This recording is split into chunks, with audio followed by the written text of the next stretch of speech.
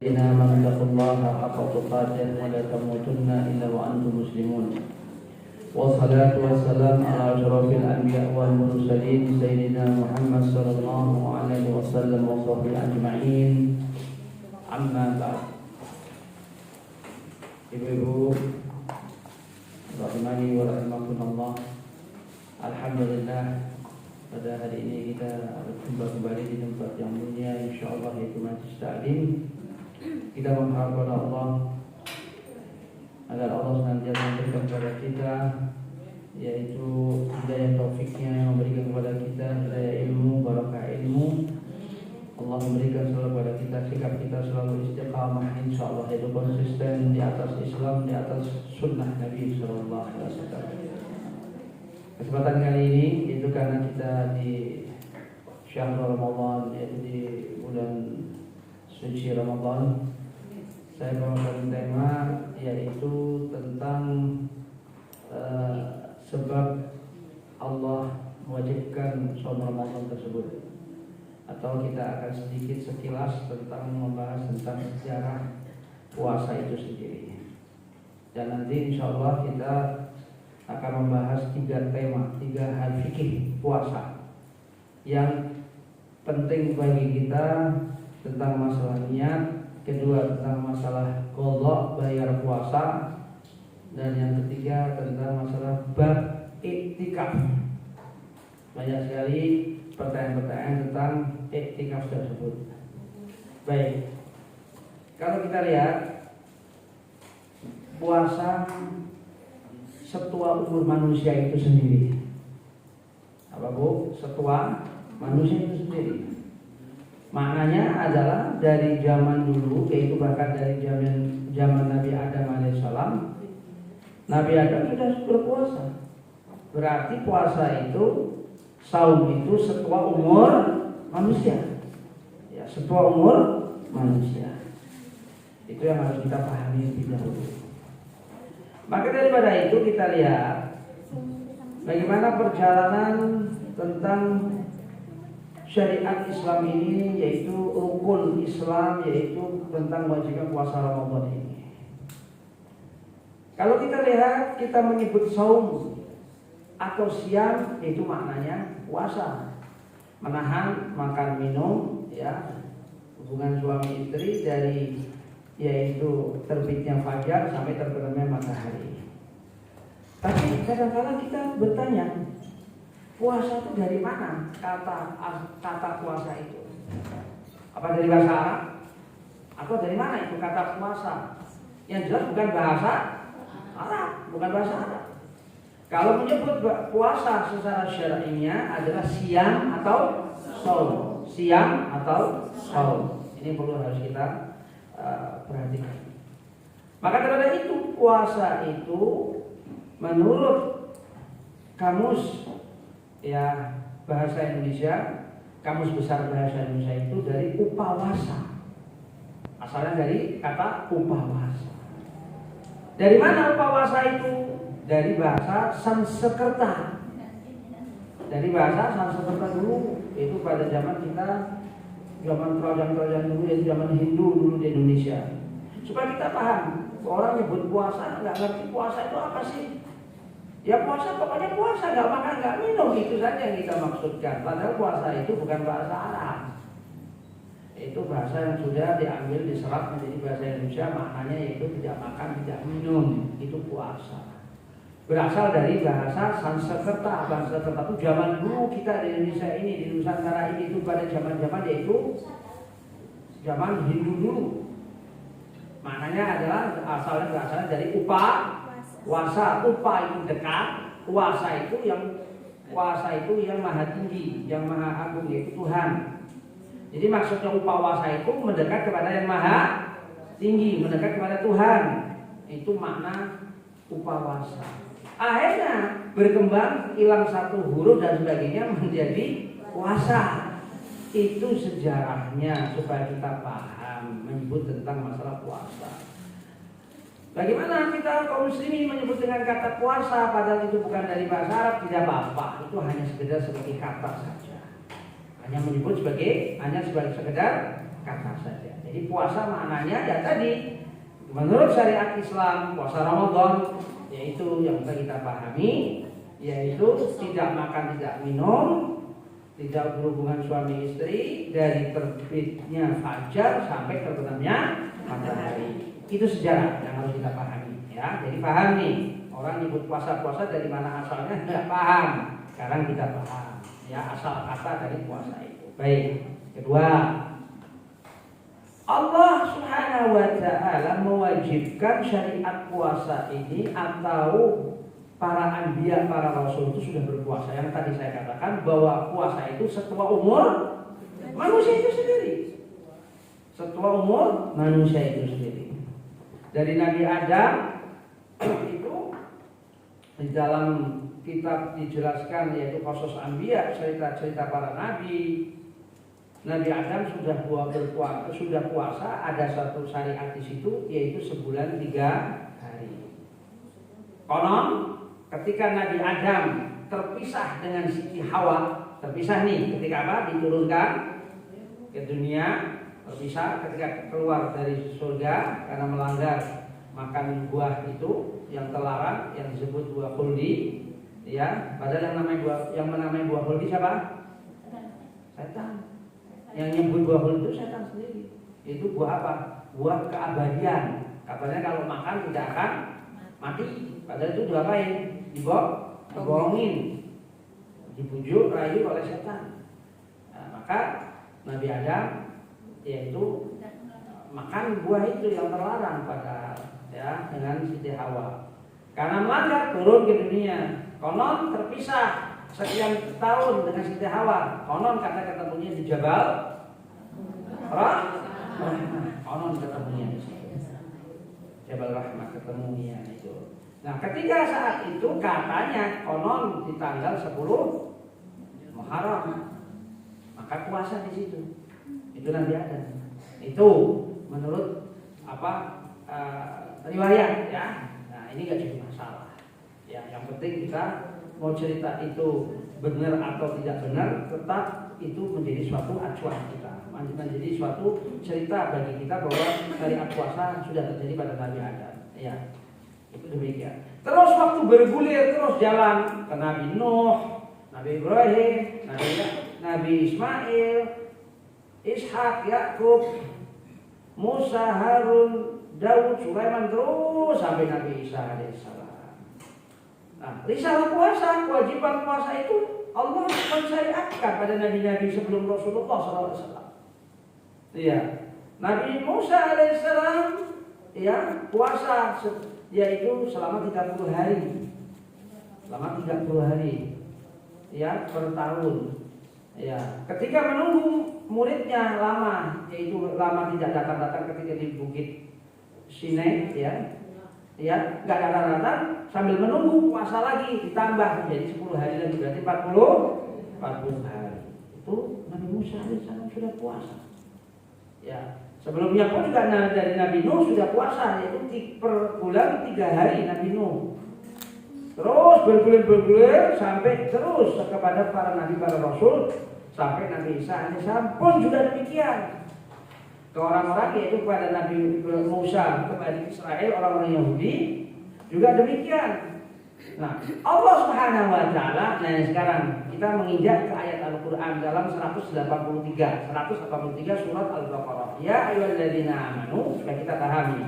Dan kita lihat Al-Baqarah ayatnya langsung dengan tafsirannya. Al-Baqarah 183. Kita lihat ya ayyuhalladzina amanu kutiba alaikumusiyam kama kutiba alal ladzina min qablikum la'allakum tattaqun. Ya. Al-Baqarah 183. Semua kita lihat. Allah mengatakan berfirman mengajak orang-orang beriman menerangkan Allah yaitu mewajibkan bagi kalian itu berpuasa. Puasa apa? Ramadan. Lantas Allah katakan sebagaimana diwajibkan juga umat-umat sebelum kalian juga itu juga diwajibkan juga puasa Ramadan agar kalian menjadi orang yang takwa la'allakum tattaqun. Di sini Allah Subhanahu wa taala menerangkan kepada kita umat Muhammad, kepada Rasulullah SAW ini, Allah mewajibkan puasa bagi kita, yaitu umat Muhammad SAW. Kapan? Kapan? Tahun kedua Hijriah. Tahun kedua Hijriah. Apa yang maksud dengan tahun kedua Hijriah? Setelah 2 tahun Rasulullah. Setelah Rasulullah Hijriah, maksudnya begitu.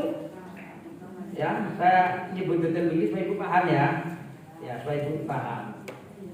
Jadi diwajibkannya puasa Ramadan itu bulan Sya'ban tahun 2 Hijriah. Maksudnya 2 Hijriah setelah kurang lebih Rasulullah hijrah 2 tahun.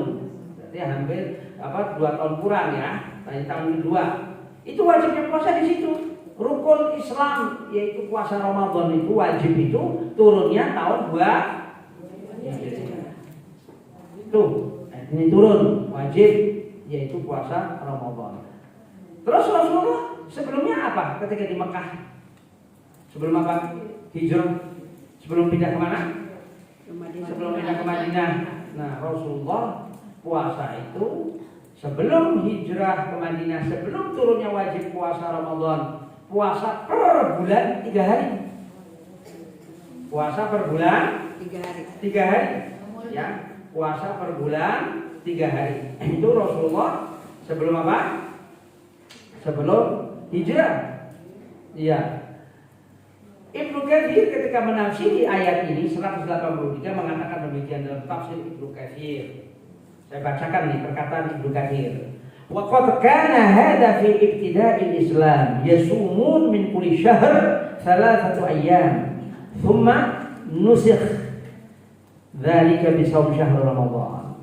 Kata Ibnu Katsir, yaitu pada awal-awal Islam, yaitu pada awal-awal Rasulullah di mana? Di Mekah, awal-awal Islam. Kaum muslim di situ puasa termasuk Rasulullah puasa per bulan 3 hari. Itu awal-awal Islam. Sebelum Rasulullah apa? Hijrah. Kemudian dihapus puasa 3 hari per bulan itu kaum muslimin, yaitu Rasulullah itu dihapus oleh Allah. Syariatnya maksudnya dihapus, aturannya dihapus. Kenapa?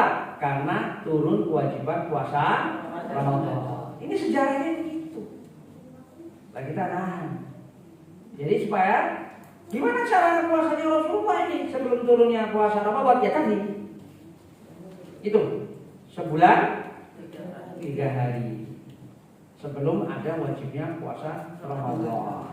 Sampai Rasulullah pun awal hijrah pun masih melakukan hal itu karena belum turun kewajiban puasa Ramadan. Itu sejarahnya demikian. Termasuk puasa 3 hari per bulan Rasulullah sebelum turunnya wajibnya puasa Ramadan, ditambah wajibnya 10 Muharram. Puasa Asyura itu hukumnya pada waktu sebelum turunnya kewajiban puasa Ramadan, hukumnya apa? Wajib. Puasa apa? Asyura. Sebelum turunnya kewajiban puasa Ramadan. Puasa Asyura itu 10 Muharram wajib sifatnya saat itu. Kemudian dihapus. Ya, puasa Asyura menjadi sunnah. Dihapusnya dari kewajiban menjadi sunnah puasa Asyura. Itu sejarahnya. Itu rentetannya supaya kita puasa Ramadan ini sebagai kita sebagai muslim mukmin menjalankan rukun Islam ini paham. Oh begitu. Dulunya itu begitu. Jadi kita paham hal itu. Iya.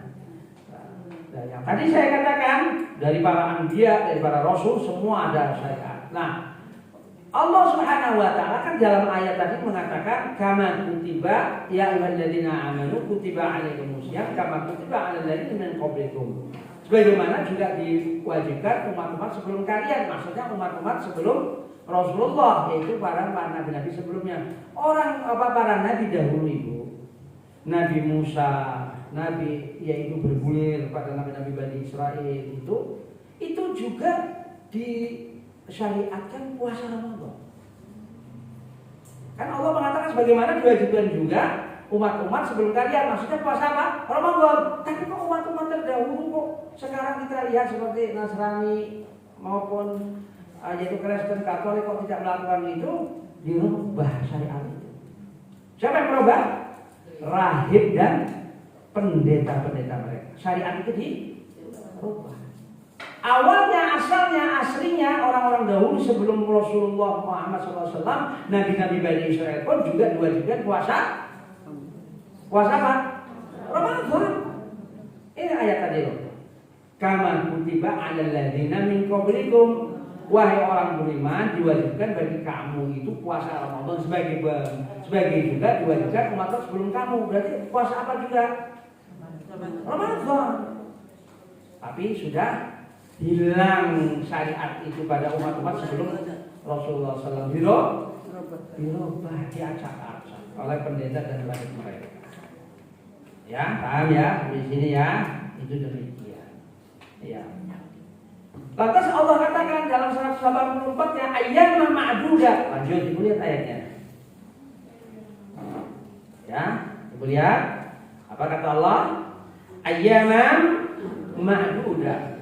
Hanya beberapa hari saja, hitungan berapa hari saja. Maksudnya puasa Ramadan itu, kewajiban puasa Ramadan itu hanya beberapa hari, kalau tidak 29 karena yang terbanyak yang terbanyak itu 29 atau 30 hari, enggak sampai sebulan, enggak sampai sebulan setengah, 2 bulan, 3 bulan, enggak, cuma 29 hari kata Allah, atau 30 hari. Ayyam ma'dudah. Ini puasa Ramadan itu wajib cuma sekian hari saja, enggak usah banyak-banyak kata Allah, maksudnya itu 29 hari atau 30 hari. Lantas Allah katakan, "Faman kana minkum maridun aw 'ala safarin fa iddatun min ayyamin ukhra." Kalau kamu sakit, kamu bepergian dan kamu tinggalkan puasa karena tadi sakit dan musafir, hitung hari-harinya. Maksudnya hitung hari yang ditinggalkan. Karena apa? Diberi keringanan oleh Allah. Ini ayatnya. Ya, itu terus cermati ayat ini. Ya. Walladzina yutiqunahu fidyatun tu'amu miskin, dan bagi orang yang tidak kuat puasa maka keluar fidyah, dimakan fidyah kepada orang-orang miskin. Ketika ayat ini turun ibu, saat itu pada awal turun ayat ini yaitu di tahun 2 Hijriah itu tidak serta-merta wajib, maksudnya menjadi Ramadan itu menjadi wajib, tidak. Yaitu bentuknya pilihan orang muslim saat itu pada zaman Rasulullah. Kenapa? Biasa ketika Allah memutuskan suatu hukum apapun bertahan supaya apa? Tidak merasa berat. Kenapa? Kan masih ada saat itu para sahabat yang baru masuk Islam, yang imannya belum mantap, jadi bertahap. Jadi saat itu ketika turun ayat 184 ini, walladzina yutiqunahu fidyatun tu'amu miskin, bagi orang yang tidak kuat maka bayar fidyah kepada orang miskin itu. Saat itu ayat ini masih bersifat takhir, pilihan. Mau puasa yaitu boleh, mau tidak puasa tapi bayar fidyah. Saat itu ketika turun ayat ini, makanya Allah lantas katakan faman tatawwa'a khairan fahuwa khairul lahu. Barang siapa yang dia melebihi yaitu memberikan fidyah lebih daripada itu, maka itu menjadi lebih baik. Lantas Allah katakan wa antasumu khairul lakum. Kalau kamu puasa lebih baik. Maksudnya tadi ketika saat itu belum diwajibkan secara totalitas, tapi ayat sudah turun diwajibkan. Kenapa? Karena supaya orang Islam saat itu tidak merasa berat dulu. Itu tidak lama, turunlah ayat 185. Syahrul Ramadan alladzi unzila fihil Qur'an hudan linnas wa bayyinatin minal huda wal furqan. Total ketika turun ayat ini. Tadi 183 Allah katakan wahai orang beriman diwajibkan bagi kalian puasa. 184 yang menerangkan tentang yaitu bagaimana Allah memberikan yaitu keringanan-keringanan bagi orang sakit dan orang yang bepergian, dan orang yang tidak meninggalkan puasa karena keringanan itu diberikan fidyah, dan sifatnya saat itu masih takhir, pilihan, mau puasa boleh, mau tidak puasa bayar fidyah. Tapi ketika tidak begitu lama turun ayat 185 bulan puasa Syahrul Ramadan, diturunkannya Al-Quran total. Jadi tidak ada lagi pilihan lagi sampai hari kiamat. Kewajiban apa? Saum Ramadan ini. Jelas ya? Ini bagaimana rentetan baik sejarahnya turunnya kewajiban bulan Ramadan dan juga sejarah sebelum yaitu Rasulullah Shallallahu Alaihi Wasallam. Jelas Ibu? Jelas? Jelas. Ya, baik. Ketiga, Allah berfirman pada ayat 183 tadi, la'allakum tattaqun. Apa Bu? La'allakum tattaqun. Agar apa? Agar bertakwa. Agar kalian menjadi orang bertakwa itu karena sebab musabab berpuasa. Salah satunya karena sebab puasa itu yaitu shaum Ramadan menjadi orang yang bertakwa. Bagaimana caranya untuk menjadi orang yang takwa? La'allakum tattaqun. Untuk mewujudkan kita puasa ini, shaum Ramadan ini menjadi yang takwa. Apa serta-merta orang yang puasa ini, orang yang shaum Ramadan menjadi orang yang takwa? Belum tentu. Saya ulang. Apa mas pasti orang yang puasa Ramadan ini pasti menjadi orang yang bertakwa? Belum tentu. Kalau, nah di sini, kalau tidak melakukan setidaknya 4 hal. Itu catat. Setidaknya melakukan 4 hal ini. Harus ada pada diri kita. Untuk kita menjadi orang yang takwa agar puasa Ramadan itu, shaum Ramadan itu bermanfaat bagi kita.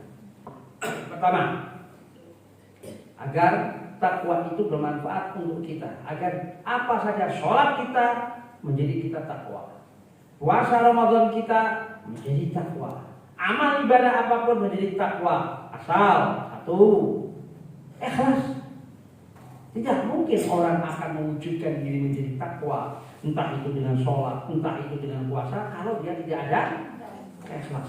Jadi apa? Yang pertama, ikhlas. Masalah ikhlas Ibu, tempatnya di mana? Di mana itu tempat ikhlas? Di hati. Yang tahu siapa? Kita. Dan kita sendiri dan Allah. Ya, orang lain tidak ada yang tahu. Ya, gimana dia motivasi untuk melakukan ibadah, dorongan dia melakukan ibadah itu apa? Gak ada yang tahu dia. Karena tujuan apa? Wallahu a'lam bishawab. Hanya Allah yang tahu dengan diri dia masuk keikhlasan.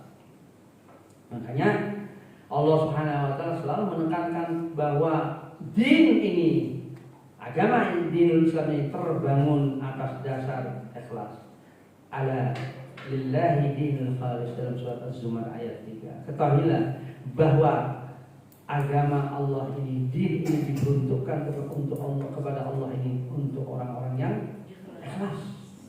Atas dalam surat Al-Bayyinah, wa ma umiru illa liya'budullaha mukhlishina lahu din hunafa. Ketahuilah, yaitu mereka tidak diperintah untuk menyembah Allah kecuali dia dalam keadaan harus mengikhlaskan diri. Menyembah Allah, mereka tidak diperintahkan menyembah Allah kecuali dalam keadaan harus mengikhlaskan diri. Apa saja. Jadi orang kalau mau ikhlas itu harus, kalau orang harus bertakwa itu harus apa? Itu yang pertama. Kedua, bagaimana dia akan menjadi orang yang la'allakum tattaqun agar kita ini takwa, agar puasa Ramadan itu menjadikan kita takwa. Kalau kita tidak ada tadi, yang pertama ikhlas, kedua tidak ada ilmu syar'i pada dirinya. Berarti orang yang takwa itu harus punya ilmu. Ilmu apa? Ilmu syar'i. Bagaimana dia ingin mewujudkan menjadi orang yang takwa dengan sebab puasa salah satunya? Dengan sebab apa? Dengan sebab puasa kan? Kalau dia tidak ada ilmunya, berarti apa? Puasanya bisa tidak apa? Nggak sah. Betul ya? Ya, puasanya itu bisa tidak sah. Puasanya bahkan bisa cacat. Kalau tidak ada ilmu syar'i, maka syarat untuk orang takwa itu, untuk kita mewujudkan diri kita takwa karena sebab puasa Ramadan ataupun yang lainnya, harus ada ilmu.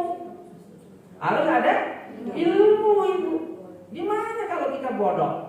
Yang bukan bodoh tapi bodoh. Itu bahasa perempuan tua. Bodoh. Ya, bodoh itu apa? Bodoh, nggak ngerti apa-apa. Iya, kaum muslimin nggak ngerti syariat Islam. Makanya orang yang ngerti ilmu syar'i itu, yang ngerti ilmu agama ini tahu, oh ini halal, oh ini yang haram, oh ini yang batil, ini yang hak. Iya, ini kalau bisa HP dimatikan dulu ya. Ya, takut nanti ada sering ganggu lagi. Ya, nah, yuk kita matikan aja.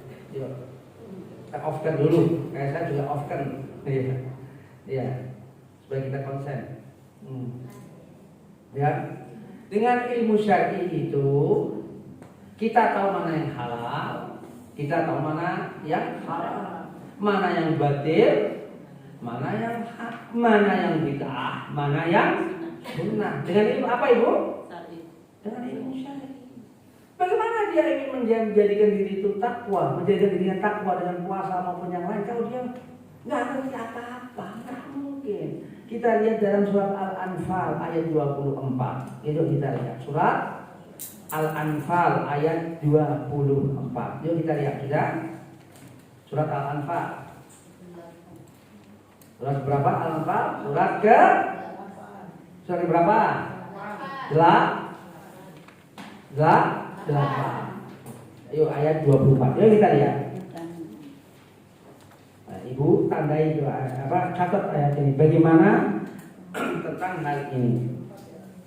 Ya.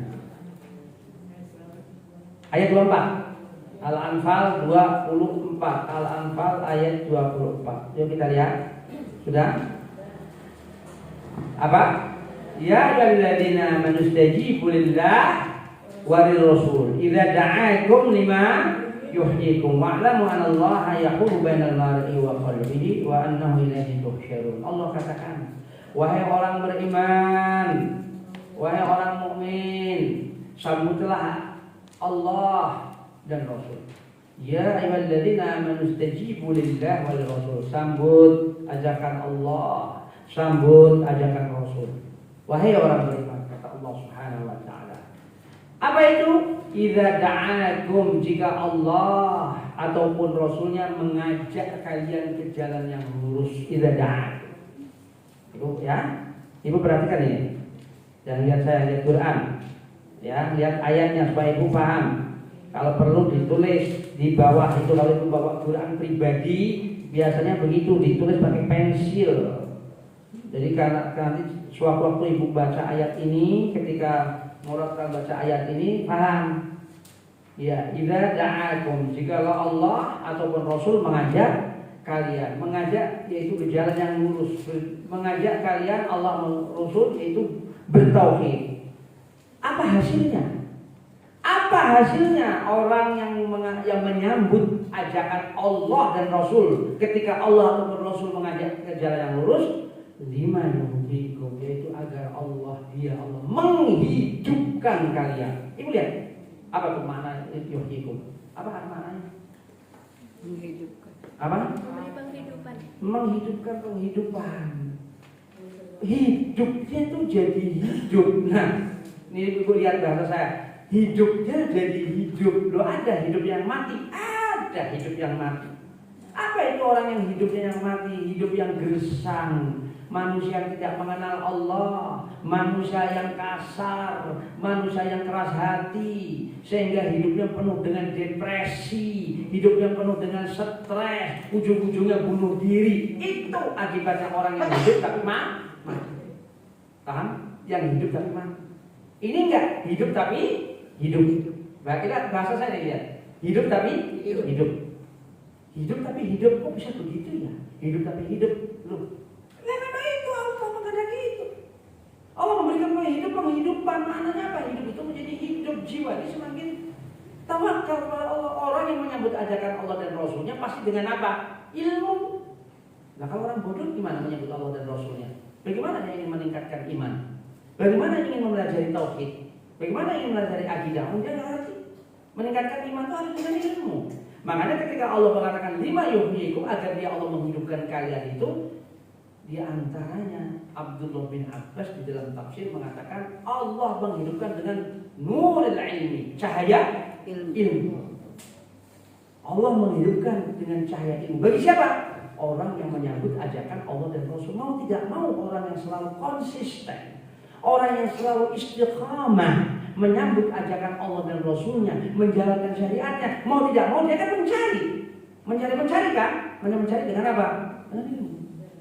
Dia hidup jiwa ini, hidup yaitu manusia ini dengan sebenar-benar hidup untuk hidup yang hidup, sehingga dia bisa menempatkan diri apa? Ada ilmu di situ, ya ilmu syar'i. Sehingga tadi yang saya katakan tadi, dia tahu hak, dia tahu batil, dia tahu haram, dia tahu yang halal. Gimana mungkin orang ngaku takwa begitu? Orang ngaku takwa nih, tapi masih riba. Coba. Ngakunya takwa, tapi masih melakukan riba. Banyak. Ngaku takwa, tapi masih zalim perbuatannya. Coba. Kenapa? Ya bisa jadi dia satu, dia memperturutkan hawa nafsu, biarpun dia tahu ada ilmu, atau dia memang tidak tahu ilmu. Ya, supaya kita menjadi la'alakum tattaqun. Apa itu? Ittiba kepada Rasulullah SAW. Apa ittiba? Mencontoh Rasulullah, mengikuti Rasulullah. Ya, ittiba. Gimana mungkin dia mau ngaku takwa, ingin mewujudkan puasa ini Ramadan agar dia menjadi takwa kalau dia tidak mengikuti sunnah Nabi? Gimana coba? Coba kita pikir ya, mau jadi orang yang takwa, mau jadi orang yang disebut muttaqin dengan puasa sebabnya, tapi dia tidak mengikuti, tidak sepenuhnya mengikuti sunnah Nabi. Gimana coba logikanya? Ya mungkin. Orang yang takwa ini, kalau ingin jadi takwa ini harus ittiba selalu ittiba kepada Rasulullah Sallallahu Alaihi Wasallam. Di antaranya banyak ayat-ayat Al-Quran. Sini saya akan bawakan dalam surat An-Nisa 115. Kita lihat, buka surat An-Nisa 115. Kita lihat. Ya, surat An-Nisa 115. Yuk kita telaah ayat ini. Kita telaah ayat ini. Kalau temu yuk kita baca sama-sama supaya kita paham. Temu 115. Temu.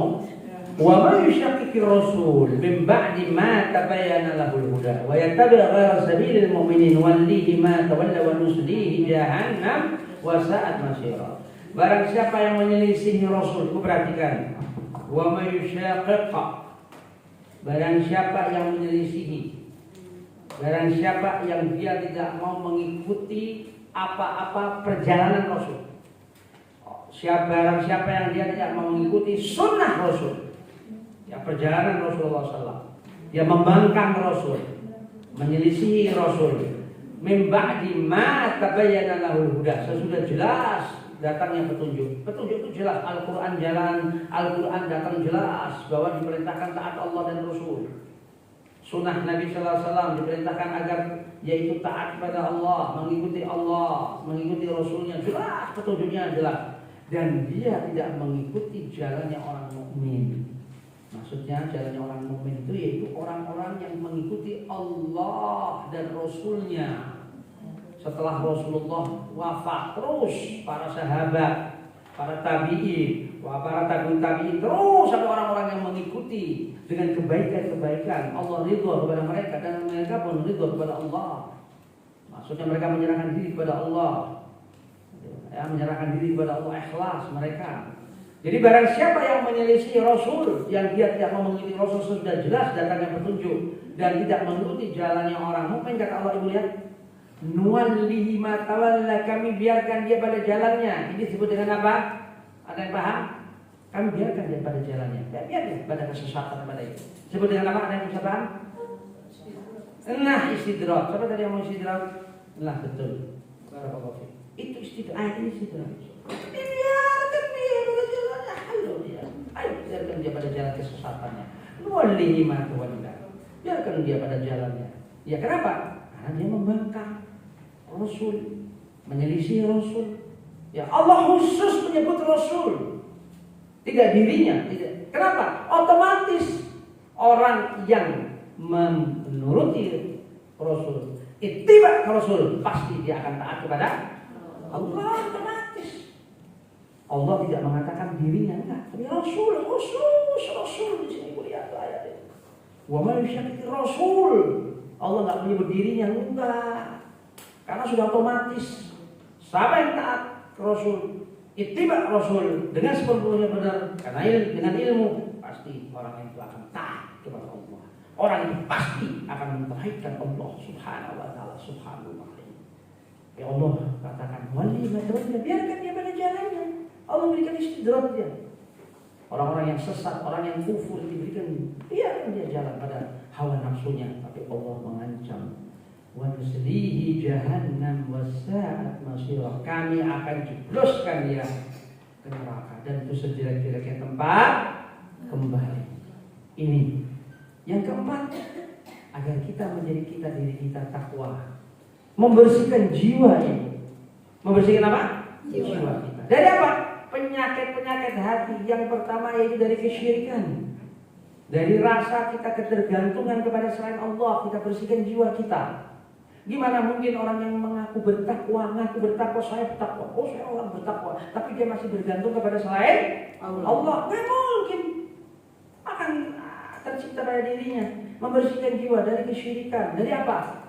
Arogan, kesombongan. Gimana mungkin orang yang masih sombong mau jadi orang yang takwa? Mustahil. Orang yang pongah, sombong, arogan, apa sih yang mau disombongkan? Bakalnya manusia ini bakal mati. Ya, yang mau dibanggakan biasanya orang itu membanggakan apa? Membanggakan kekayaan, membanggakan jabatan, kekuasaan, apa saja yang dia punya. Padahal itu hanya sementara. Sehingga apa? Sehingga orang-orang yang sombong itu biasanya menolak kebenaran. Maka kata Rasulullah, apa itu sebenarnya orang sombong? Betul hak wa humtun nas, yaitu menolak kebenaran dan melecehkan manusia. Melecehkan manusia. Ya, menggampangkan manusia. Mentang-mentang dia miskin, digampangkan dia. Ini bukan sifat orang yang takwa. Orang takwa itu di mata orang takwa sama, kaya, miskin, sama semua. Mereka hamba Allah, itu orang takwa. Bagaimana seperti akhlak Rasulullah, para sahabat dan sebagainya, tidak membeda-bedakan. Kenapa? Karena ada kesombongan pada dirinya. Dia maunya bergaul dengan orang yang kaya saja, punya komunitas orang kaya saja. Betul nggak? Arisan orang kaya saja. Jadi yang saya ngomong, saya bukan teori, kenyataan semua. Kenyataan. Ya, kalau orang sudah pongah, arogan, percuma. Menjadi orang yang takwa bagaimana dia? Membersihkan jiwanya masih kotor. Ya, hasad. Ya. Yang ketiga ini hasad. Gimana dia mau jadi orang takwa kalau dia masih hasad? Masih iri dengan saudara, masih iri dengan saudara kandungnya, kaya-kaya dia, harta-harta dia, yang panas hati dia. Apa urusannya? Kenapa? Dia sedang sakit jiwa. Sakit. Sekarang ini kalau saya katakan itu banyak orang sakit. Sekarang ini, zaman sekarang ini. Banyak orang magerum kalau bahasa pasarannya. Orang sakit di mana-mana, bukan sakit flu, bukan sakit jantung, sakit ginjal, bukan, itu sih mah gampang, Bu. Sakit jiwa. Orang magerum di mana-mana. Allah ya apa sudah. Allah ibu tahu, aduh. Ya. Jadi dia pada normal. Kenapa? Karena tidak mau mengikuti Allah dan Rasulnya. Iya, sakit, jiwa sakit. Ya, kalau sudah jiwa sakit, ya Allah. Walhamdulillah, ya dia berbuat syirik, ketergantungan kepada selain Allah, pongah, arogan, hasad, dengki, riya, sum'ah, itu yang harus dibersihkan untuk menjadi orang yang bertakwa. Makanya ada satu doa, ayo kita apalin doa itu, apa itu? Allahumma ati nafsi taqwaha. Ini doa Rasulullah. Ya Allah, Datangkanlah jiwaku, jadikanlah jiwaku jiwa yang takwa, jiwa yang selalu tunduk. Allahumma ati nafsi taqwaha. Wa zakkiha, bersihkan ya Allah jiwaku ini. Anta khairu man zakkaha, engkau ya Allah sebaik-baiknya pembersih jiwa. Anta maula, anta waliyuha wa maulaha, anta sebagai pelindung jiwa dan sebagai pemelihara jiwa. Apa doanya? Allahumma ati nafsi taqwaha wa zakkiha anta khairu man zakkaha anta waliyuha wa maulaha. Apa? Pernah hafal? Ada yang hafal? Belum pernah ada yang hafal di sini? Coba ada yang sudah hafal nih? Sudah? Hafal? Alhamdulillah. Ada yang hafal. Kalau yang belum hafal, minta yang sudah hafal nanti dicatat. Iya. Kalau yang belum hafal, minta yang sudah hafal di sini ibu-ibu.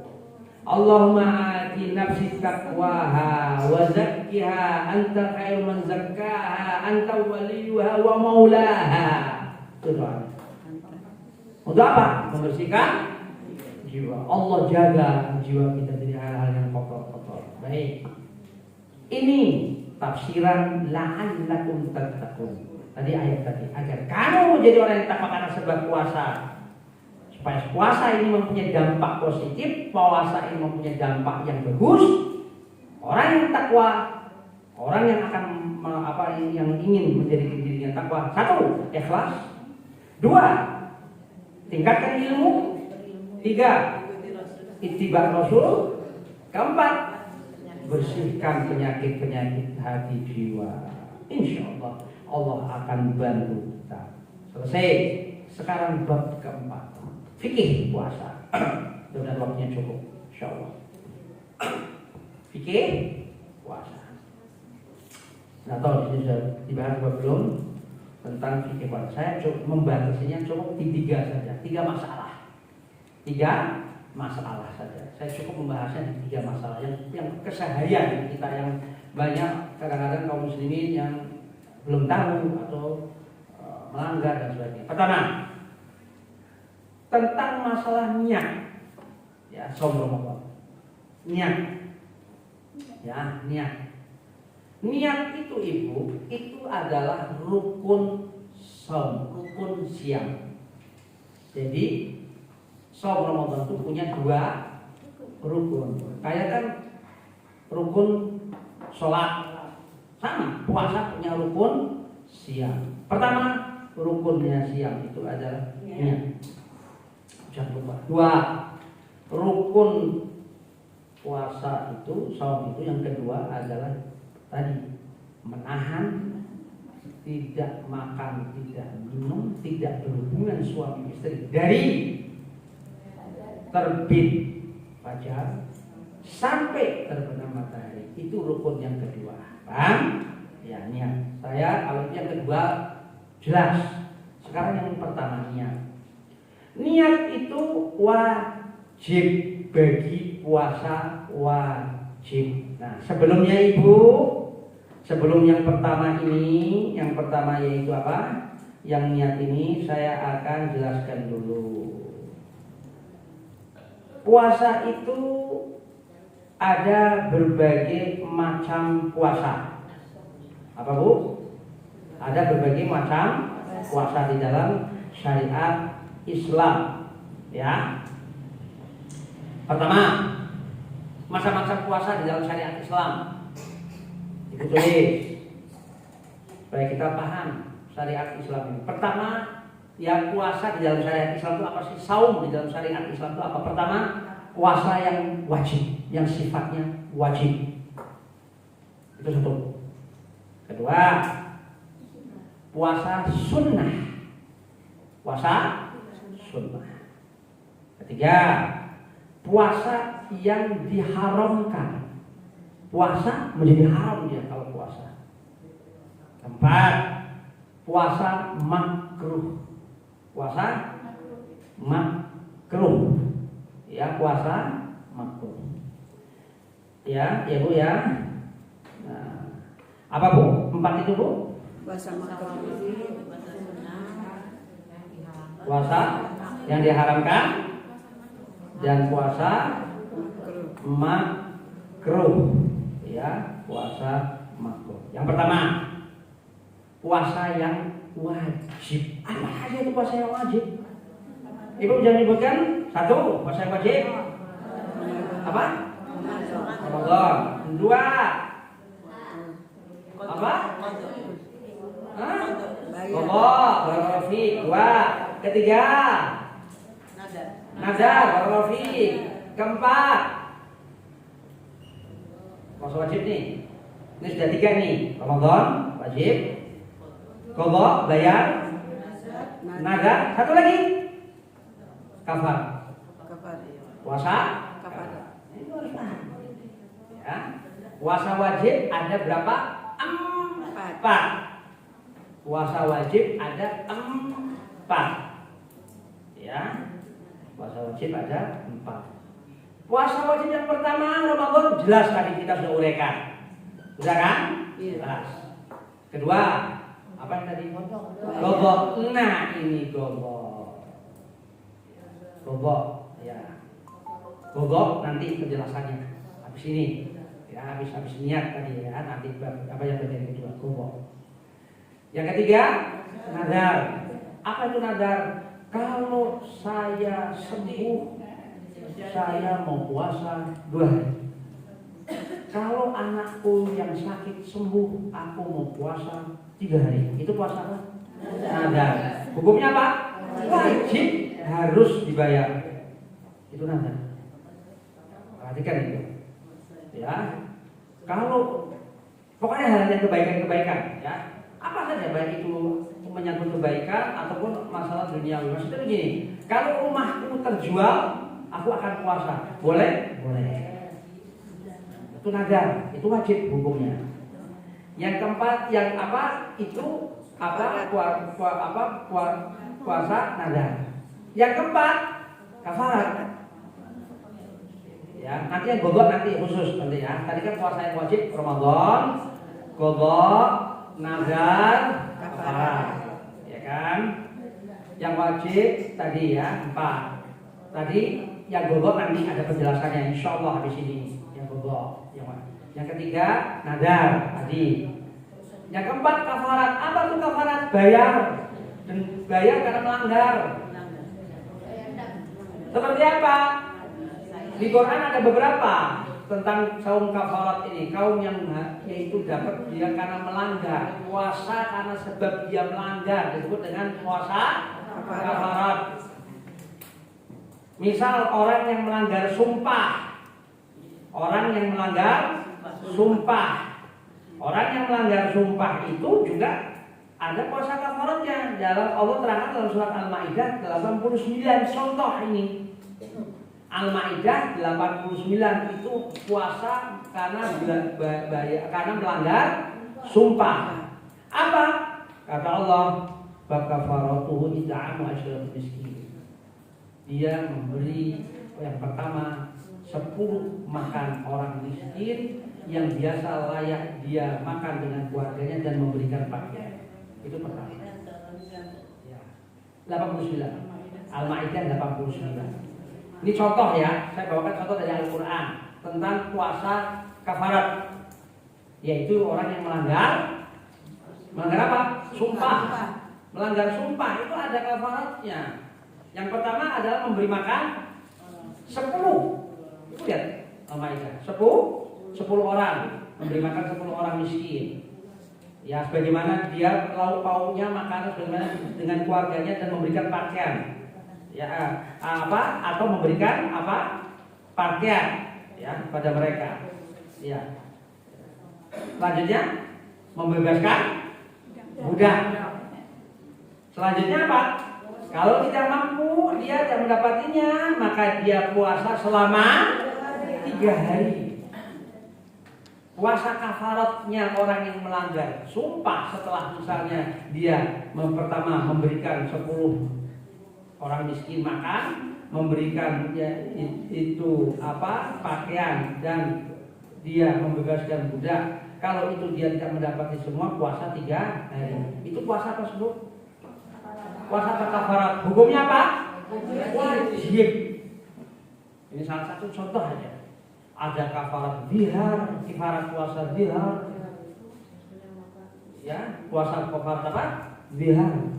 Ada puasa kafarat yaitu yang membunuh orang tanpa sengaja, orang kafir yang ada perjanjian damai, membunuh tanpa sengaja orang kafir yang sudah ada perjanjian damai, ada kafaratnya juga di situ. Iya. Iya. Terus kafarat di bulan puasa. Apa itu kafarat di bulan puasa? Apa? Nah, hubungan suami istri di siang hari. Pertama, membebaskan budak. Kalau tidak mampu, dia puasa 2 bulan berturut-turut. Tidak mampu lagi, memberi makan 60 orang miskin. Jadi para ulama mengatakan pada yaitu pada ini bukan di Al-Quran, kalau ini di hadis. Ini di hadis jatuhnya kafarat ini. Kafarat orang yang melakukan hubungan suami istri di bulan Ramadan di siang hari. Ya, itu dari terbit fajar sampai sebelum terbenam matahari itu. Kalau dia melanggar itu, ya hubungan suami istri di siang hari itu, pertama membebaskan budak, kedua puasa berturut-turut 2 bulan kafarat, ketiga memberi makan 60 orang miskin. Itu pelanggaran. Yang di sini maksudnya adalah kafaratnya apa? Puasa 2 bulan berturut-turut. Itu hukumnya apa? Wajib. Ya, hukumnya wajib. Baik ya. Jadi puasa yang wajib ada 4. Puasa Ramadan, puasa nadar, puasa qadha, puasa nadar, puasa syam nadar, dan kafarat. Ya, baik. Jadi puasa saum Ramadan itu saum di dalam Islam ada 4. Kembali lagi, puasa Ramadan, puasa sunnah kita sudah tahu semua, sudah Senin Kemis ya, puasa Arafah, puasa Asyura, Ayyamul Bid, 6 hari setelah Syawal ya 6 hari di bulan Syawal dan seterusnya ya. Yang ketiga, puasa yang diharamkan. Apa puasa yang diharamkan? Di mana? Yaitu di Idul Fitri dan Idul Adha. Wanita yang haid dan nifas puasa haram. Bukan dapat pahala, malah haram. Datang bulan nifas puasa tidak boleh, haram. Dan hari tasyrik itu tanggal berapa? 10, 11, 12, 13 Dzulhijjah. Ya, itu yang haram. Nah, puasa yang makruh. Puasa yang makruh adalah yaitu mengkhususkan puasa di bulan Jumat, di hari Jumat. Ya, kecuali dia Kamis atau Kamis dengan Sabtu. Dan yang kedua, tidak boleh bahkan terlarang puasa di hari Sabtu saja. Tidak boleh. Kecuali yaitu ambil dari waktu, misalnya dia mau bayar gogok, dia mau bayar Sabtu, ya Sabtu. Kalau dia mau bayar Sabtu cuma sehari, berarti dia harus sebelumnya atau 3 harinya, yaitu Kamis, Jumat, Sabtu. Karena Sabtu itu puasanya orang Yahudi, Rasulullah melarang itu. Itu yang paling ringan, hukumnya makruh puasa di bulan, yaitu di hari Sabtu. Itu yang puasa yang hukumnya makruh. Baik, sekarang kembali lagi ke tadi niat, ya, itu boleh. Niat wajib pada puasa yang wajib. Niat wajib bagi puasa yang wajib. Ya, wajib itu. Makanya seperti sekarang ini kita niatnya ini dari kita habis buka sampai sebelum terbit bukan matahari, fajar. Ya, terbit matahari sama fajar beda ya. Ya, sebelum terbit fajar. Karena Rasulullah mengatakan man lam yubaiti siyam qoblal fajr fala siyamalah. Barang siapa yang tidak niat puasa Ramadan ini yang wajib itu ya sebelum terbit fajar, maka tidak ada puasa baginya. Maksudnya apa? Tidak sah puasanya kalau tidak ada niat. Makanya ibu-ibu, niat puasa ini Ramadan ini setiap malam untuk besoknya, per hari, per malam. Lihat. Nah, ada pendapat seperti mazhab Abu Hanifah mengatakan puasa cukup hari pertama buat 30 hari itu 29 hari. Nah, kalau saya gampang, saya gabung saja. Tetap kita mewajibkan diri niat puasa Ramadan setiap malam, tetap karena hukum wajib. Jikalau kita lupa, manusia kepada lupa, kita juga berniat untuk dari awal puasa malam pertama sampai kita akhir, kita niatkan untuk satu. Jikalau kita lupa, memang lupa, kita sudah ada punya syarat niat itu. Sudah ada cadangan, kita sudah pernah niat kita. Itu mazhab Abu Hanifah memperbolehkan. Tetapi yang rajih, yang kuat pendapat ibu, yang kuat pendapat setiap malam, itu yang kuat pendapat. Jadi ada di masalah niat ini. Ya, kecuali puasa sunnah. Kalau puasa sunnah, ibu bangun subuh nih, bangun sebelum subuh, terus sholat subuh, gak ada niat sama sekali untuk puasa sunnah, Senin Kamis atau yang sunnah yang lainnya.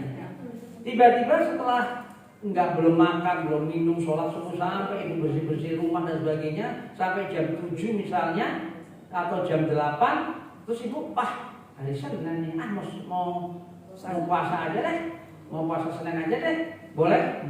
Padahal niatnya baru jam 8 pagi, boleh, asal belum makan belum minum di habis subuhnya itu, boleh. Kalau puasa sunnah boleh niatnya di siang hari, di waktu duha boleh. Karena Rasulullah pernah datang ke salah satu istrinya, ada makanan? Gak ada. Ya kalau begitu aku puasa saja. Berarti niatnya Rasulullah di siang, di pagi hari.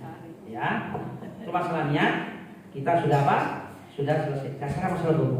Ini penting sekali. Masalah dulu. Pertama, masalah bayar nih. Ini masya Allah, masalah bayar ini banyak orang yang melalaikan. Pertama, golok tidak mesti nyambung. Ibu utang puasa 6 hari. Misal utang puasa 6 hari. Nggak mesti harus berterus-terusan. Boleh selang-seling sehari, nanti minggu depan sehari lagi, ya, atau 2 minggu lagi sehari, silahkan. Yang penting jangan sampai datang Ramadan yang akan datang. Kalau datang Ramadan yang akan datang, ada satu pendapat ulama, bayariyah fidyah. Bayariyah fidyah. Kalau sampai ketemu Ramadan yang akan datang. Ya, kalau ketemu, ini pendapat yang rajih. Bayar puasanya juga iya, plus fidyah. Karena ketemu Ramadan yang lagi. Makanya jangan menggampangi dia kalau hidup. Nah kalau mati, berarti apa? Dia masih utang sama Allah. Hati-hati masalah ini. Ini banyak orang yang mengalihkan. Ini yang pertama. Jadi boleh bayar gogok puasa ini sahur tidak mesti harus terus-terusan nyambung. Boleh terputus-putus. Kedua, masalah gogok yang banyak orang lalai. Ada suara apa ini?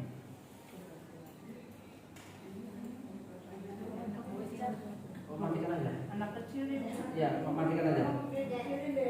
Matikan. Ya, supaya fokus ya. Ya. Matikan dulu ya, dia. Ya. Baik. Yang kedua, ini konsen ya.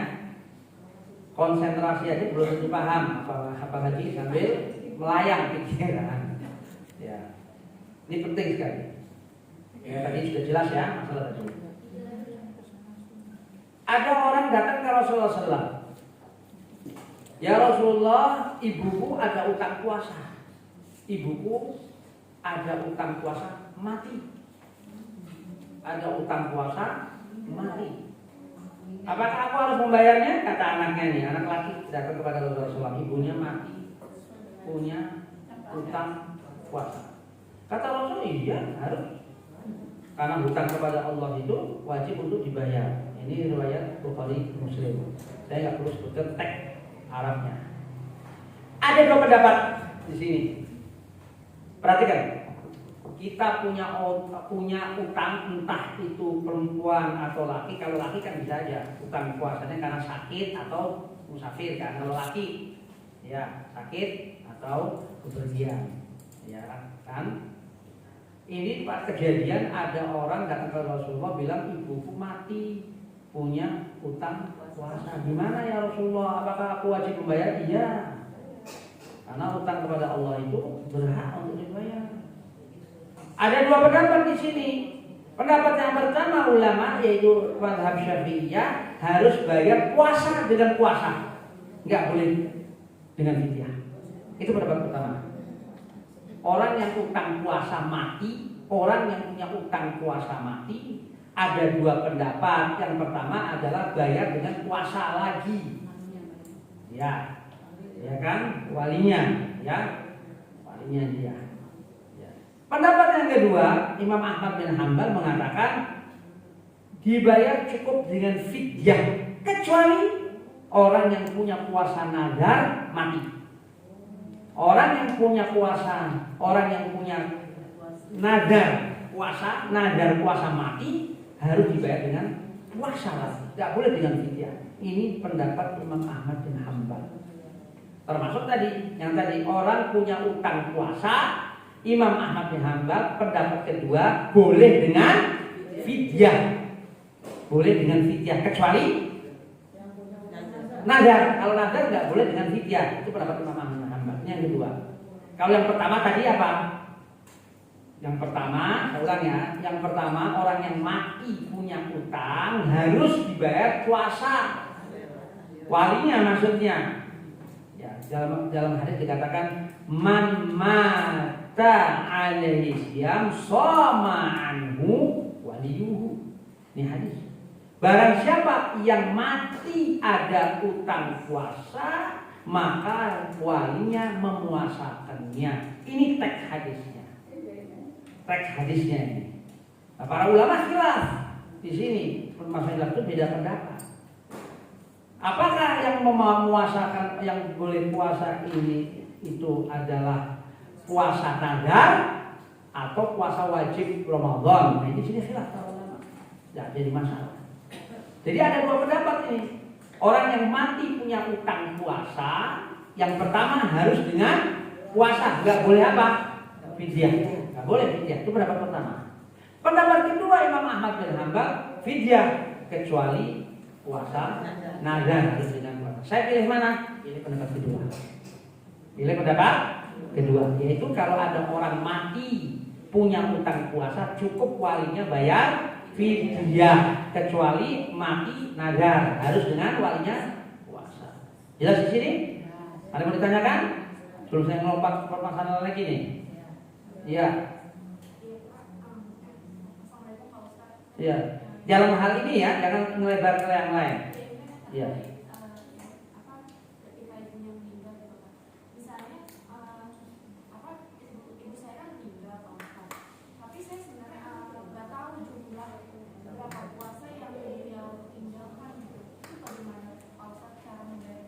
Jadi tidak ada saksi misalnya jumlah hari yang saya ada utang puasa, ya dimaksimalkan saja.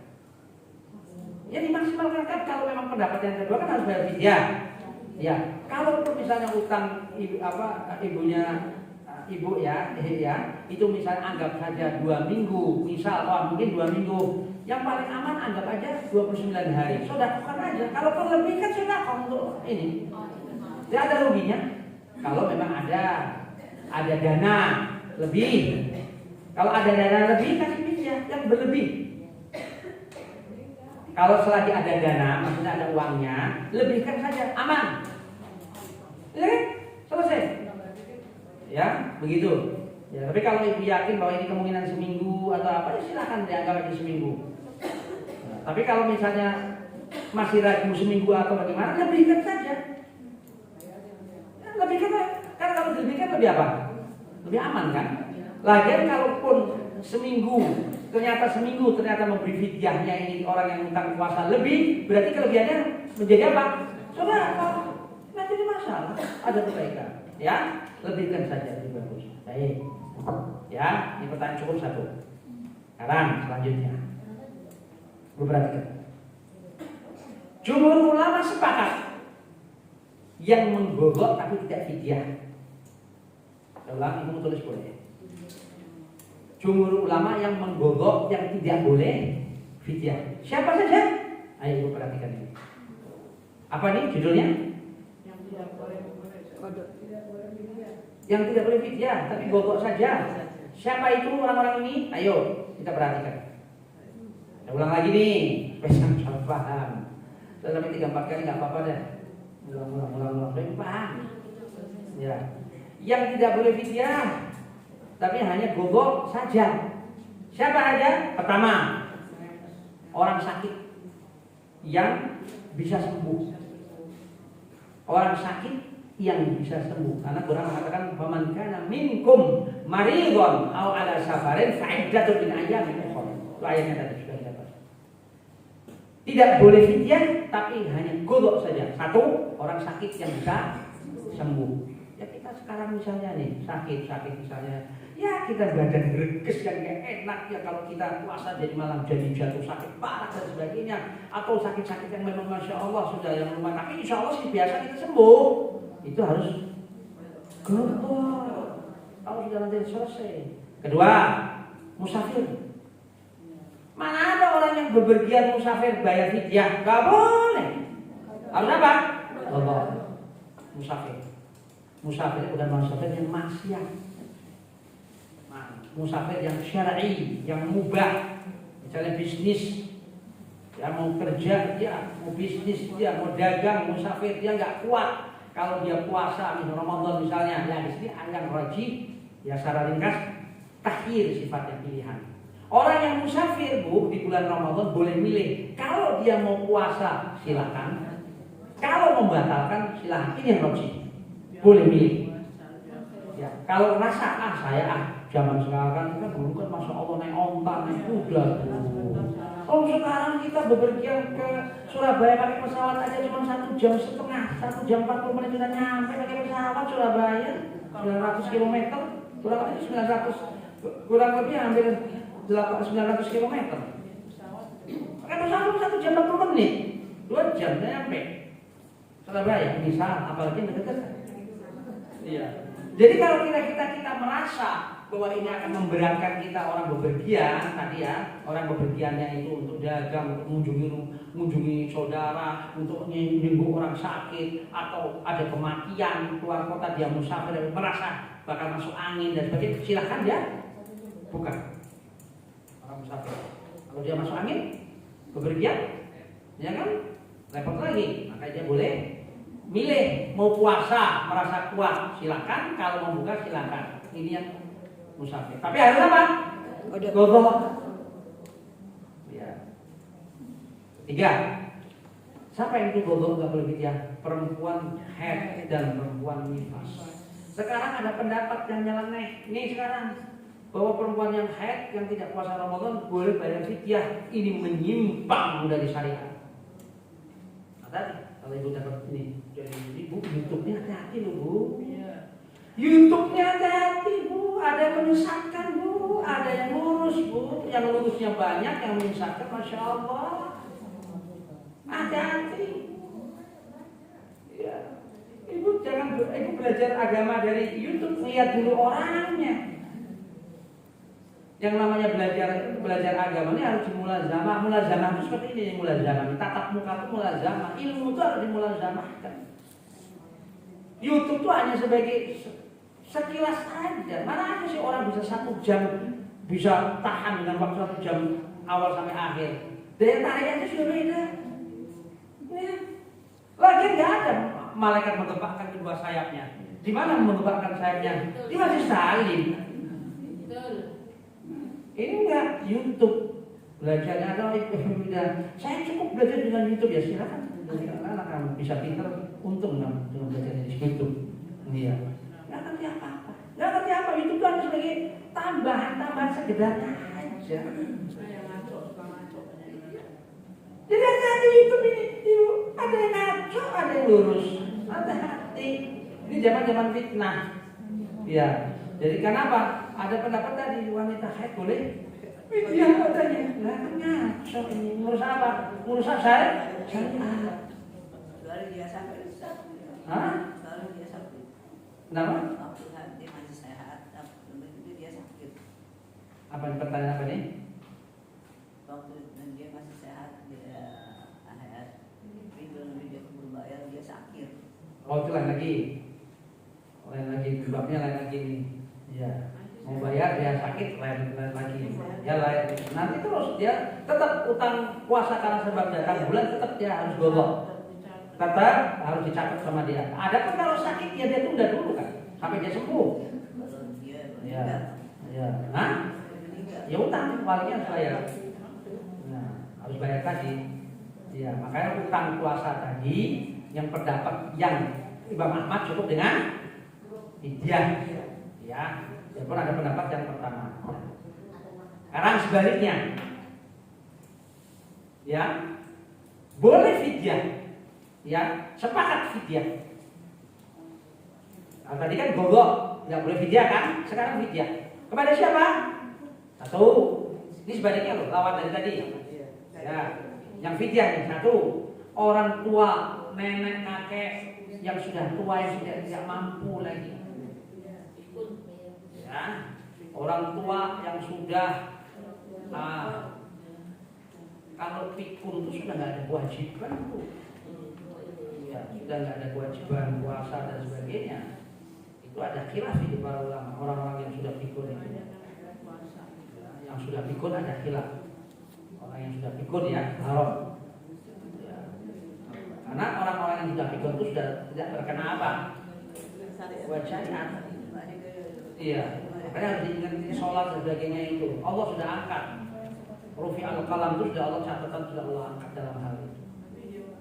Iya, nggak apa-apa kalau dia mau puasa tetap harus kita dukung. Ya, kita dukung hal tersebut. Jadi yang pertama orang tua yang kakek nenek sudah nggak kuat puasa, kalau dia puasa maka bayar fidyah. Ya, itu bayar fidyah. Termasuk tadi. Jadi mau saya katakan orang tua yang misalnya sudah lemah ininya, akalnya. Kalau tadi kan lemah fisik. Kalau tadi lemah fisik. Nah, ini lemah akal. Lemah akal maksudnya sudah lupa diri. Sangat haram namanya. Haram. Ya, lupa diri. Ya, orang-orang yang sudah begitu juga dikasih fidyah. Ya, fidyah. Nah, itu. Ya. Kedua, bayar fidyah nih. Orang sakit yang tidak bisa diharap sembuh.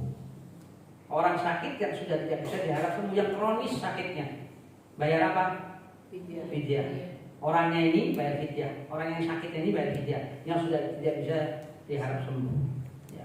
Ketiga, orang yang sedang puasa di tengah-tengah mati. Kita nih misalnya nih, puasa nih sekarang nih bulan Ramadan, jam 2 siang nanti mati. Misal, mungkin, ya mungkin besar kan. Iya. Sedang puasa nih sekarang, nih kita nih sekarang sholat Ramadan siang hari nanti mati jam 2. Terus gimana? Maka walinya bayar fidyah karena dia masih tengah-tengah. Masih tengah apa? Puasa, bukan di tengah Ramadan kan. Iya, masih sedang puasa dia. Kan tahu anaknya ini semua tahu dia sedang puasa tapi mati. Matinya sebelum buka, belum buka puasa. Iya, maka bayar. Ya. Orang yang sedang puasa mati di tengah jalan, di tengah hari, itu bayar. Fidyah. Jelas ya? Jadi yang bayar fidyah itu ya satu orang sakit tua renta yang secara fisik maupun akal. Kedua orang sakit yang tidak bisa diharap sembuh. Ketiga adalah fidyah orang yang sedang puasa di tengah-tengah mati, sedang puasa di siang hari mati, bayar fidyah walinya. Ya, hal tersebut paham ya? Sampai di sini paham? Ya. Nah, fidyah itu gimana? Fidyah itu Rasulullah dengan ukuran saat itu 1 mud. 1 mud itu ini Bu. Ini 1 mud itu 1 genggaman. Berarti itu zaman itu gandum ataupun bahan pokok segini. Begini itu kan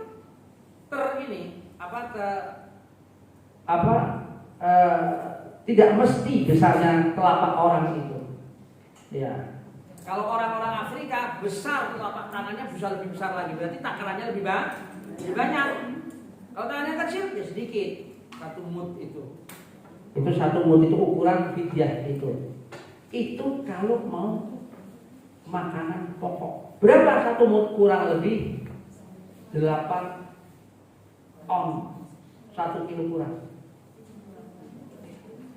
Yang kedua, ya ada yang mengatakan 1,3 kilo, 1,3 kilogram makanan pokok itu fidyah. Tapi yang kedua, pendapat yang kedua yang namanya fidyah itu lauk pauk, yaitu yang sudah ya nasi ada lauknya ayam kayak atau apa kasih ke itu fidyah. Itu pendapat yang kedua. Ya. Jadi ada pendapat yaitu bahan pokok. Kalau bahan pokok kita apa? Beras dong.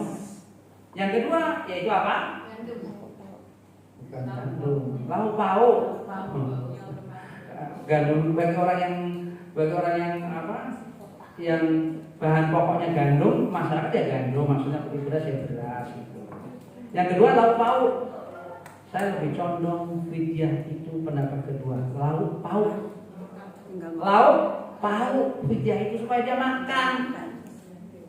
Iya, sekarang 1 kilo kurang fidyah. Kalau itu beras berapa sekarang? 1 kilo berapa? 15, 17 ribu. Yang 17, yang sedang dong. Jangan beras yang nanti kalau itu 18 yang kasih yang jelek. Jangan. Ya, 17.000 misal, 18.000. Ya, 18.000 itu kasih apa? Belikan makanan, lauk pauk nasi sama lauk dapat ayam 1 misalnya. Nasi padang. Ya, nasi padang misalnya dapat. Iya, dengan lauknya. Gitu loh. Fidyah itu saya lebih cocok yang apa? Lauk pauk. Iya. Lantas, selesai ya masalah ini. Mana yang gogok tidak boleh fidyah, mana yang fidyah sudah jelas. Sekarang yang wanita hamil yang menyusui. Wanita apa? Hamil. Wanita hamil.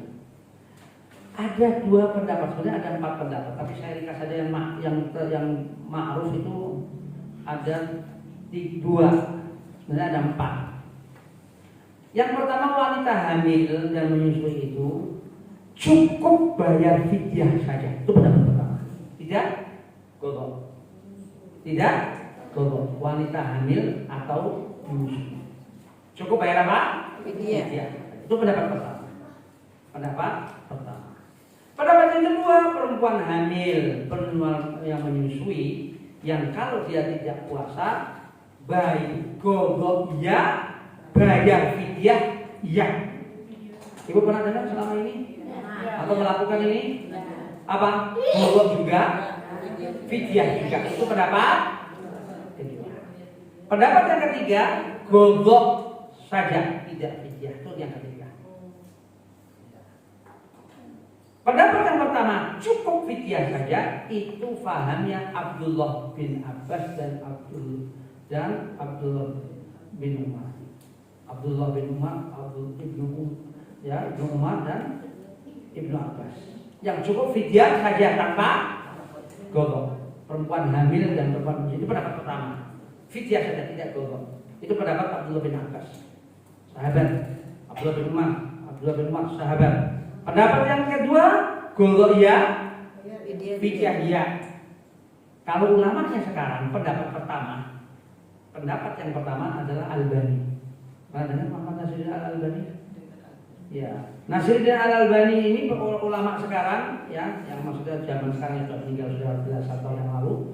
Itu paham yang pertama. Orang wanita hamil, wanita yang menyusui cukup bayar fidyah. Itu pendapat Al-Albani. Pendapat yang kedua, ulama sekarang ya, yaitu apa? Godoiyah fidyah wanita hamil Muhammad Shalih Al-Utsaimin. Muhammad bin Shalih Al-Utsaimin. Nah, terus mau yang mana? Saya yang pertama dulu. Cukup fidyah saja. Karena ada ulama besar yang juga berpaham itu. Ya, ini wanita hamil dan menyusui. Jelas Ibu ya, masalah bab golok jelas ya. Ya. Insyaallah jelas ya. Terus saya kejar waktu ini. Masalah bab iktikaf. Iktikaf. Ya. Iktikaf Ibu pertama harus dengan niat. Harus dengan apa? Niat. Harus dengan niat. Nah, terus di mana masjidnya?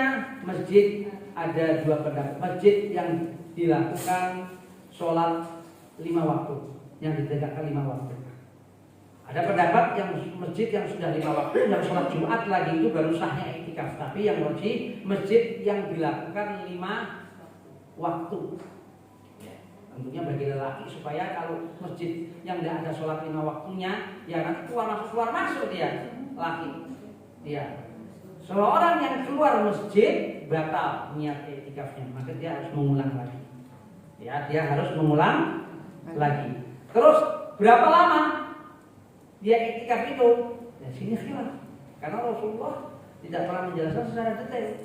Para imam mazhab menjelaskan, ada yang mengatakan sehari semalam, itu waktu yang paling pendeknya. Mazhab Syafi'i bahkan sesaat itu sejam 2 jam dia niat iktikaf duduk sejam-jam sudah boleh. Sudah boleh. Bahkan mazhab Imam Malik ada mengatakan paling minim 10 hari. Ada paham itu lamanya apa? Iktikaf, lamanya iktikaf. Yang jelas kayak bin Baz rahimahullah mengatakan tidak ada batasan waktu iktikaf, tetapi sebaiknya sehari paling minim kalau mau iktikaf. Yang rajih ini bin Baz, Abdul Aziz bin Baz mengatakan ini ya, di dalam fatwa. Itu kapan? Sehari paling minim pendek waktu iktikaf itu. Ya. Jangan lupa niat hal tersebut. Ya. Terus wanita kalau mau iktikaf boleh bahkan dianjurkan, tapi satu harus dengan izin suami, yang ada suami, izin bersama mahram. Kalau mau iktikaf jangan terus ngeluyur sendiri ke masjid, malah jadi malah dosa. Hati-hati. Yang ada suami. Ya, izin. Ya, mahram. Yang ada suami ya mahram. Ya, bersama mahramnya. Ya, kalau nggak ada mahram yang ini, ya bersama sesama wanita yang terpercaya, dan dia ada mahramnya wanita itu. Dan mencari masjid yang aman, cari masjid tempat yang aman, maksudnya terpisah yang jelas batasnya antara laki dengan perempuan, yang tidak mendatangkan fitnah perempuannya iktikaf itu. Dan sahnya iktikaf di mana? Di masjid. Perempuan tuh sebaik-baiknya sholat kalau perempuan kan di rumah. Musolanya perempuan tuh di rumah. Tapi kalau iktikaf tetap harus di masjid. Nggak boleh di rumah iktikaf, nggak sah perempuan. Karena istri Rasul, Bu jangan bicara sendiri Bu. Jangan bicara sendiri. Ibu nggak dapat ilmu. Ibu omong itu nggak dapat ilmu. Ya, diskusi sendiri itu lain Bu. Ya nanti aja diskusi, silakan habis saya selesai. Ya. Istri Rasulullah SAW itu iktikaf bersama Rasulullah. Ketika Rasulullah wafat pun istri Rasul masih iktikaf. Subhanallah. Ini anjuran yang sangat mempunyai keberkahan yang luar biasa iktikaf itu. Ya.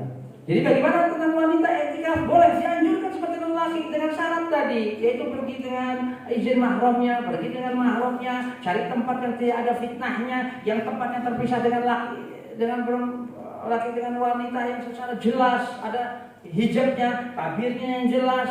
Jangan terus mata bisa melihat laki bisa melihat perempuan, yang masjid yang pengaturannya kurang ketat. Kalau masjid yang berlantai lebih bagus lagi, tidak bakal kita melihat perempuan tidak bisa lihat yang masjidnya berlantai. Berlantai itu maksudnya yang perempuannya di lantai 2 misalnya, kan enak lagi. Cari masjid yang itu, supaya jangan ada fitnah, supaya kita tuh khusyuk. Iya, supaya supaya kita tuh khusyuk. Dan perempuan haid, perempuan nifas tidak boleh i'tikaf, nggak sah. Iya, perhatikan hal itu. Iya, hal-hal yang begitu ya. Dan yang terakhir ibu perhatikan, jangan ibu i'tikaf ngobrol di masjid. Ya, di tempat yang tidak di masjid yang mulia tersebut ngobrol tidak ada makna.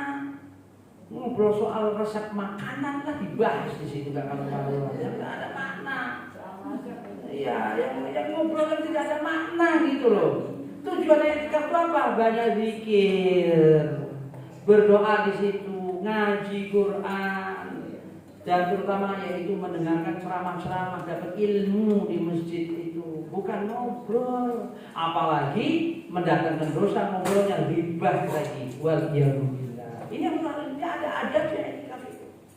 Ya, jadi i'tikaf itu pembatalnya dia kalau keluar masjid. Kalau ada keperluan boleh. Ibu misalnya sudah niat nih mau i'tikaf 10 hari 10 malam, terus tiba-tiba waduh ada adik sakit, saudara sakit, keluar saja nggak jadi masalah. Tengok nanti balik lagi, niat lagi. Itu yang berarti masalah nggak boleh Ustaz. Hah? Kalau nggak ada masalahnya nggak boleh keluar. Kalau nggak ada masalah 10 hari nggak boleh keluar dari masjid. ya memang kita sudah niatkan 10 hari. Makanya orang mau i'tikaf 10 hari itu diniatkan yang kira-kira nggak ada bakal mau keluar lagi, nggak ada urusan keluar. Tapi kalau di tengah jalan ada hal-hal, kita dapat telepon misalnya ada saudara sakit atau hal-hal yang halangan syar'i, boleh keluar. Tapi nanti masuk lagi, niat lagi. Niat 1 hari aja nggak apa-apa. Niat kata apa? Untuk 1 malam aja. oh boleh. Kalau repot perempuan 10 hari di masjid Ustaz. Oh enggak, saya nggak ngomong masalah berat, itu tergantung masing-masing. Iya, di mana? Nah, tergantung masalah apa kalau ibu. Kalau di dalam kota kan nggak apa-apa, nggak pakai masker Ustaz, tapi dekat, keadaan aman. Ya makanya bisa berangkat dengan beberapa wanita yang ada mahram juga. Ya, insya Allah. Iya. Itu ibu tergantung masalah ibu. Kalau ibu mau kuatnya 2 malam silakan. Boleh. Iya. Tapi kalau ibu mau ngenepi 10 malam silakan. Iya. Iya. Terus yang perlu terakhir ibu ya terakhir. I'tikaf itu tidak mesti di bulan Ramadan saja. Ini ada salah paham yang kami i'tikaf harus di bulan Ramadan 10 hari terakhir. Padahal Rasulullah i'tikaf di awal 10 bulan Syawal. Bulan Syawal 10 awal. Dari tanggal 1 sampai tanggal 10 bulan Syawal. Jadi termasuk Idul Fitri. Itu Rasulullah menjelang apa? Menjelang apa? Akhir hayatnya. Rasulullah menjelang akhir hayatnya i'tikaf awal Idul Fitri sampai tanggal 10 Syawal. Itu menjelang Rasulullah wafat. Demikian. Baik. Sunnah yang ini tadi yang belum dipakai biasa kan. Iya, ini yang ini. Baru dapat. Iya. Jadi Rasulullah jadi kuat. Jadi yang namanya i'tikaf tidak mesti di bulan Ramadan. Jadi kalau ibu misalnya mau i'tikaf dengan suami, dengan tak mahram misalnya di masjid yang misalnya di mana yang anggap sepi, yang enak, yang syahdu, yang bisa dikit, silakan. Karena itu mendekatkan diri kepada Allah SWT. Demikian selesai ibu fikih kuat tadi sejarah tentang runutnya Ramadan, tentang takwa, menjadi orang takwa dengan syarat-syaratnya dan ikhlas tadi. Saya sudah ya, karena ini sudah ini dan ya insyaallah pertanyaan sudah mencapai satu aja nih. Satu saja ya. Apa Bu? Yang lainnya jangan saya tidak dengar loh kalau ini Bu. Silakan, boleh. Etika itu hukumnya sunnah Bu. Bu, ibu nggak etika pun juga nggak apa-apa. Tapi sayang, karena ini dianjurkan boleh silakan. Ibu mau etikaf, ini Bu ada pertanyaan, mau etikafnya di malam ganjil, silakan. Karena kalau tidak etikaf pun juga nggak apa-apa, karena hukumnya apa? Sunnah, bukan wajib. Nggak apa-apa Bu, silakan. Ya, terima kasih untuk pertanyaan. Baik Ibu, kita sudahi. Cukup ya pertanyaan tadi kita sudahi. Moga Allah SWT memberikan kepada kita hidayah taufiknya. Moga Allah SWT memberikan kepada kita hidayah ilmu. Moga Allah memberikan kepada kita yaitu barakah ilmu. Dan kita mohon kepada Allah agar Allah memberikan kita sehat, memberikan keselamatan, memberikan panjang umur kita sampai kita akhir Ramadan dalam keadaan kita insyaallah Allah melindungi kita, Allah beri apapun yang Allah Subhanahu wa taala berikan rahmatnya kepada kita. Kita mohon kepada Allah agar Allah memberikan istiqomah kepada kita, konsisten di atas Islam dan atas sunnah insyaallah. Dan insyaallah kita ketemu kembali insyaallah sehabis Id insyaallah, dan kita Allah menghadap itu semua. Baik, kita sudahi. Mari kita baca kafaratul majelis. Allah asyhadu an la ilaha illallah wassalamualaikum warahmatullahi wabarakatuh.